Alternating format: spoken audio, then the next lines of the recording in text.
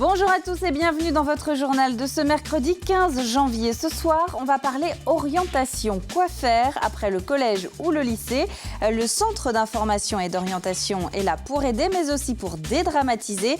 C'est normal de ne pas avoir encore de vocation à 13 ou même 15 ans.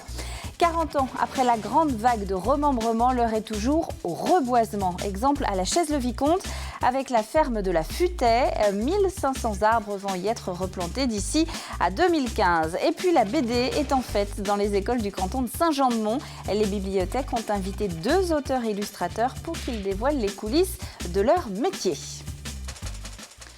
Plus de 6500 personnes ont fait appel l'an dernier à un CIO vendéen, les centres d'information et d'orientation, un service qui dépend du ministère de l'Éducation. Le CIO, c'est une sorte de guichet unique pour tous ceux qui ne savent pas dans quelle filière scolaire ou universitaire se lancer. On y trouve évidemment des infos pratiques sur les différents établissements, mais aussi des professionnels pour rassurer les plus anxieux. Pierre Dalicieux. On ne va pas découvrir ici les métiers, on ne va pas en entreprise, mais on va dans le lycée professionnel pour voir comment ça fonctionne, différents CAP, différents bacs pro. Ça permet d'avoir aussi une vision plus concrète de ce qui peut se passer après le collège. Cet élève de 4e vient faire le point, car l'année prochaine, il le sait, il devra choisir une voie, générale, technique ou encore professionnelle. Et oui, dès la 3e, une orientation s'impose, un choix qui parfois peut devenir anxiogène. Et le deuxième trimestre, ça marche encore mieux. Pour beaucoup de jeunes, c'est très difficile dans la mesure où le choix est imposé. C'est l'institution qui leur demande de faire des choix, puisqu'on doit quitter le collège. Et donc, dans ce cas-là, il faut choisir une orientation qui puisse prendre en compte au maximum les capacités et les compétences de chaque élève.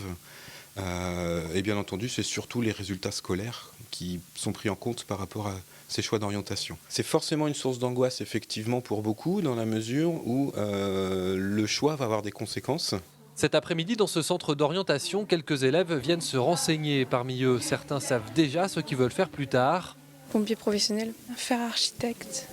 Et d'autres, comme Maël, sont encore dans le doute. Même si cet élève n'est qu'en 4e, le choix qu'il devra faire l'année prochaine est pour lui plus que jamais d'actualité. Pas question pour Maël d'être mal orienté en fin de 3e.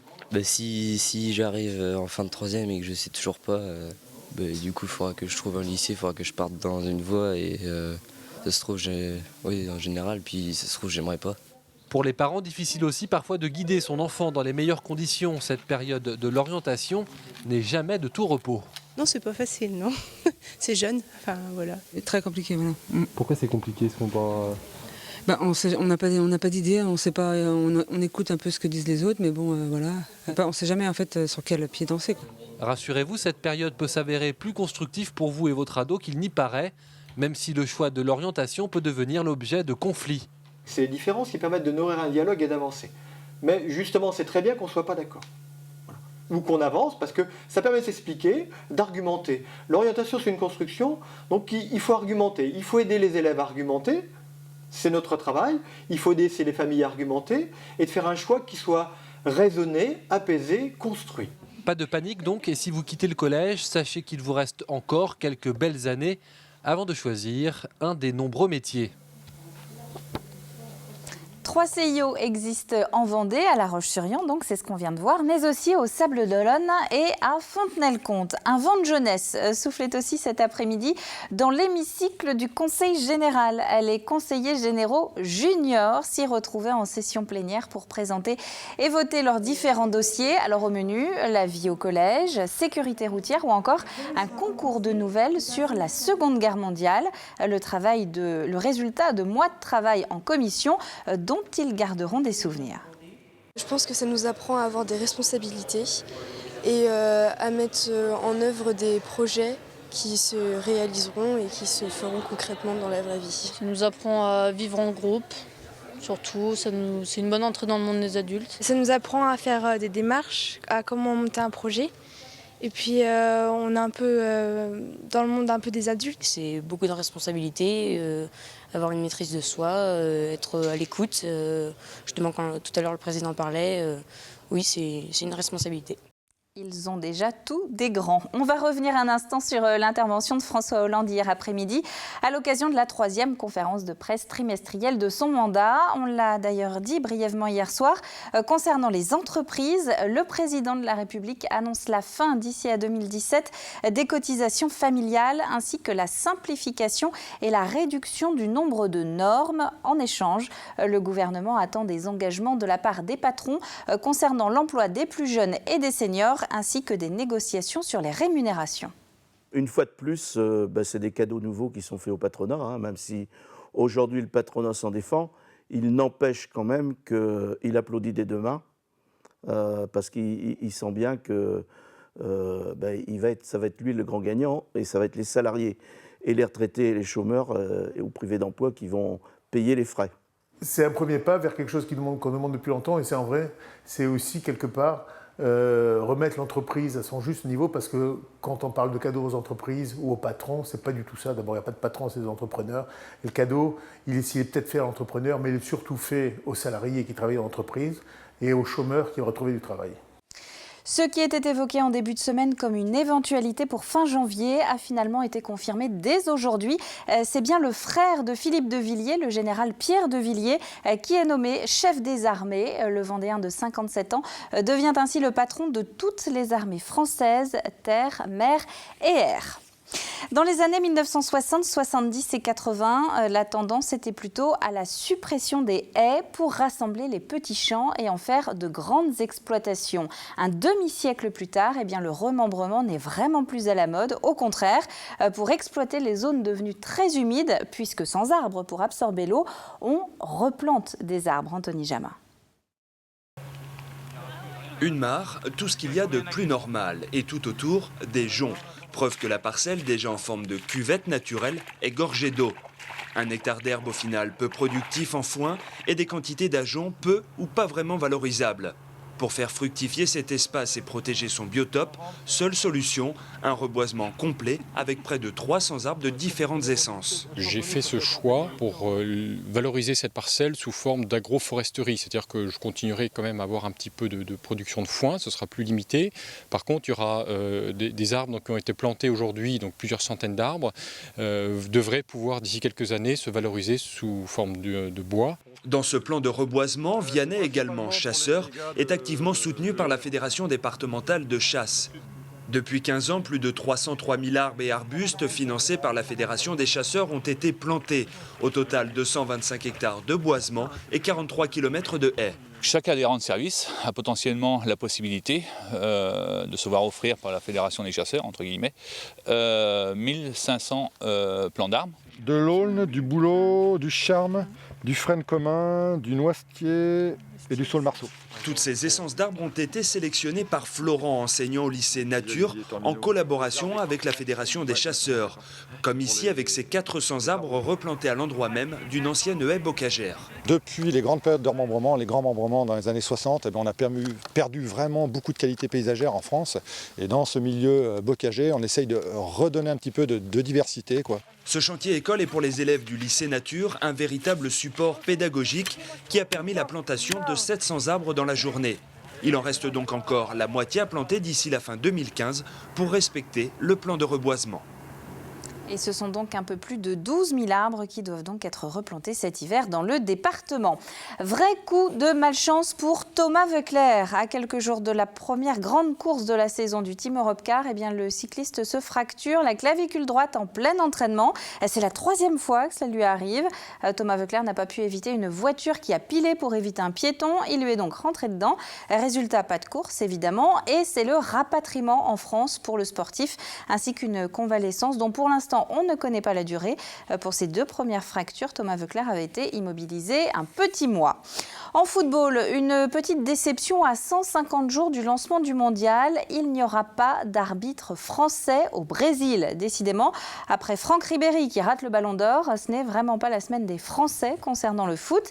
Ça fait 30 ans que ça n'était pas arrivé. Et si on en parle ce soir, c'est parce que le Fontenaisien Michael Annonier était un des 3 arbitres de la délégation française.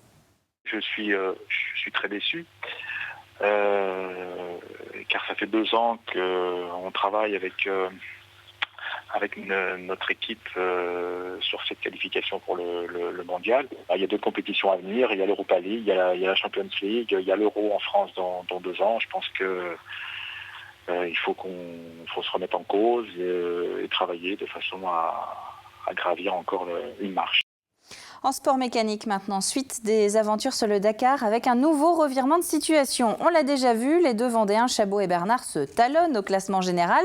Eh bien, hier soir, Éric Bernard est repassé devant l'équipage Red Bull, conséquence d'une fuite d'huile importante sur la voiture de Chabot qui a nécessité l'intervention de l'assistance. Les précisions du pilote sur une vidéo qu'il a lui-même postée sur les réseaux sociaux.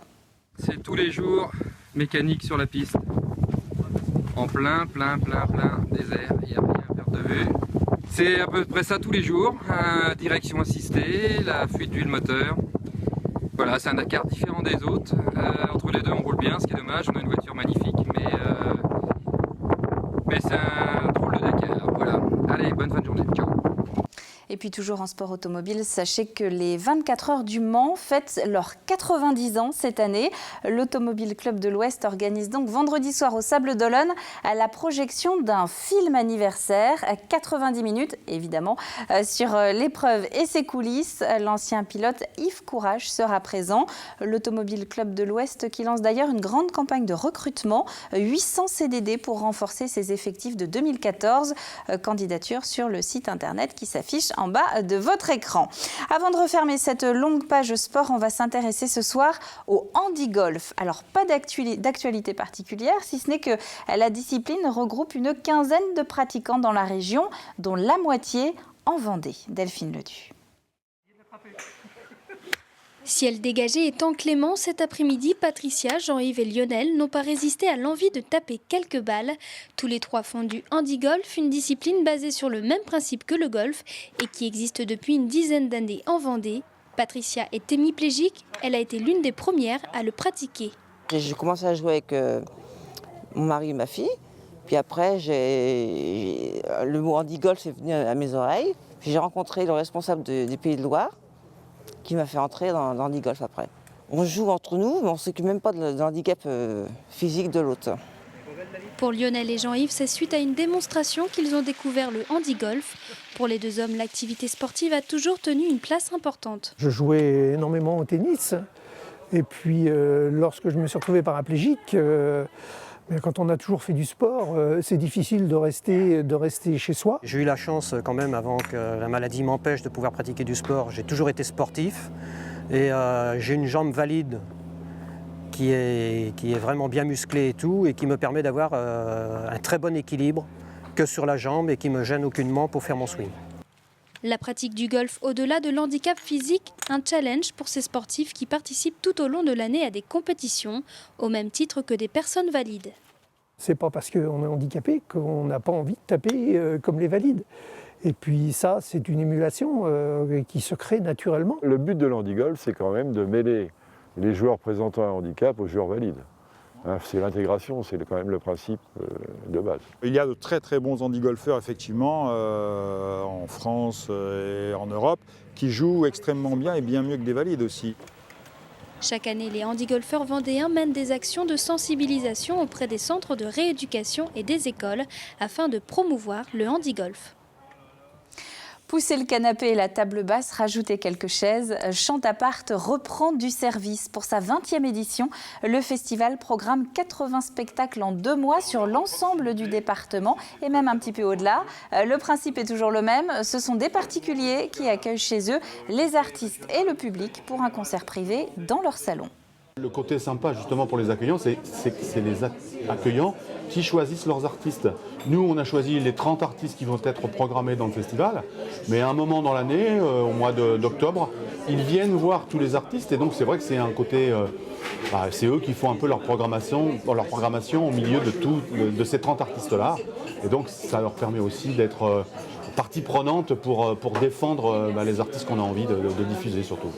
Et puis, si vous êtes plus cinéphile qu'amateur de musique, Monstrum est sorti aujourd'hui dans plusieurs salles du département. Le film tourné en Vendée il y a quelques mois par le réalisateur Éric Dick est programmé à Châlons, Saint-Gilles-Croix-de-Ville et Sables-d'Olonne, à Pouzeaux ou encore à Chantonnay. Il revient sur une partie de la vie de Gilles de Rais, alias Barbe Bleue. Ça bulle en ce moment sur le canton de Saint-Jean-de-Mont. Les bibliothèques ont organisé une semaine de la BD. 2 auteurs-illustrateurs ont fait le déplacement pour l'occasion, dont le père de Zap Collège. Parlez-en à vos enfants, ils devraient connaître. Grégoire de Châtillon. Votre inspiration, ça vient de votre vie? Essentiellement, oui. Ça vient tout le temps. Tous les personnages que j'ai inventés et toutes les bandes dessinées que j'ai faites, elles ont toujours une base de vérité. Malika Secousse, Tiburce, Zap Collège, ces élèves de CM2 connaissent déjà le travail de cet auteur de BD pour adolescents. Ils vont enfin découvrir comment on fabrique un album de bande dessinée. C'est dur ou pas à faire une bande dessinée? Avant de penser quoi que ce soit en bande dessinée, il faut écrire une histoire. Et 8 mois sont nécessaires pour finaliser un nouvel album. Et c'est à eux maintenant de s'y mettre pour réaliser un strip, c'est-à-dire 3 cases à remplir. C'est surtout un travail passionnant mais très très long. Et puis qui était assez extraordinaire parce qu'on peut raconter vraiment n'importe quoi avec des dessins. Donc c'était assez... quand j'ai découvert ça à l'âge de 9 ans, j'ai trouvé que c'est un outil fabuleux. J'ai fait un personnage qui marche dans la forêt et il trouve un vélo et puis il se dit qu'est-ce que c'est. Et puis après... il trouve que le vélo, c'est un personnage qui fait peur. C'est un chien qui se balade, qui trouve un morceau de viande, et puis qui a un dinosaure qui en sort. Avec de l'imagination et un certain talent pour le dessin, on obtient un résultat satisfaisant, preuve à l'appui.